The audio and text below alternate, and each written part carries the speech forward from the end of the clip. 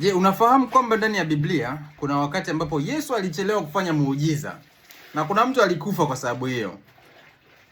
Huenda hujawahi kusoma hii story vizuri, lakini kwenye Marko sura ya 5 kuna wakati ambapo Yesu alifatwa na kiongozi wa dini ya Mafarisayo. Huyu kiongozi alikuwa anaitwa Jairo. Jairo alimfuata Yesu na akamwomba Yesu aende akamponye mwanaye ambaye alikuwa anaumwa. Wakati wako njiani wanaenda, Yesu akakutana na yule mwanamke ambaye alitoka damu kwa miaka 12. Wengi tunafahamu story ya yule mwanamke aliyetoka damu miaka 12. Lakini wakati Yesu anamhudumia huyu mtu, yule mtoto wa Jairo alikufa, alipoteza uhai. Kitu cha kusikitisha sana, si ndio? Lakini kwa kuwa Biblia ni happy story na story ya Yesu ina happy ending, mwisho wa siku Yesu aliweza kumfufua huyu mtoto na watu wote walipata miujiza yao.